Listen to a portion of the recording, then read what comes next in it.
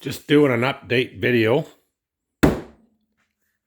Back in May, I did 2 videos. I had changed out the TPS, and then a couple weeks later, van ran really good after that, except it still didn't have the power that I was hoping I would get.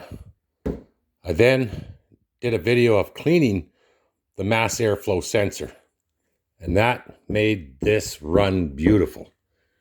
And then I thought, well, hell, I'll just, because you're not supposed to clean it with the method that I use. You're not supposed to touch it. It bothered me, so I thought I would go online, and Napa wanted, I forget, $90 or something like that, the local parts dealer. I found it on Amazon for $51, and I did a video showing me changing that and how quick and easy that is to do. And it ran fine after that for a couple of days. Last week, it started acting up. It was like I completely released the gas. There was no gas going to the engine. No fuel delivery. I had to find that sweet spot and feather it up, feather it down till finally it would go again. And I thought I was going to have it towed home.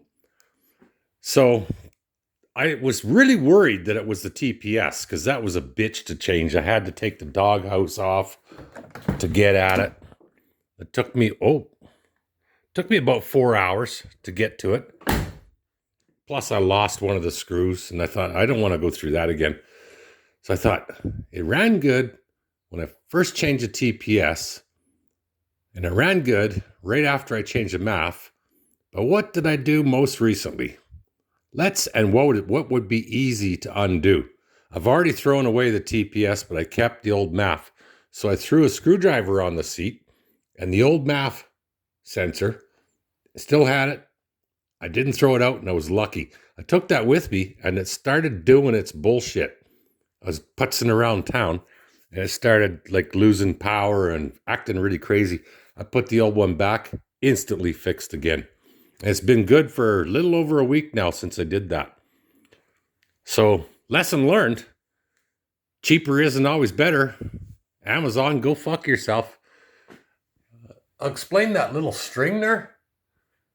When I pull in, that string is about 1 inch from my windshield or less, or it touches.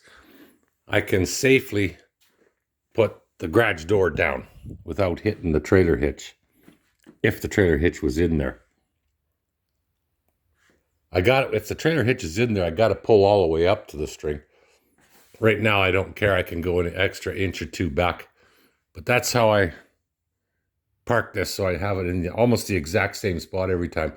And one other thing I want to show you, and some of you might have noticed or not, there's one unfinished spot right above my man door here. That's a temperature sensor. That's an Accurate. That sends signals back to the house, so I know what the garage temperature is. But if you're wondering why that one little spot is not finished, the tax man said that he would come and inspect my garage. And this is like going on 13 years ago, when I put the drywall in and the insulation in the garage and wired it and got a permit and all that and had that inspected. He said he would come and re-inspect it and charge me land taxes accordingly. Well, technically, 13 years later, I'm not finished until I put that last piece of drywall in. Go fuck yourself, tax man.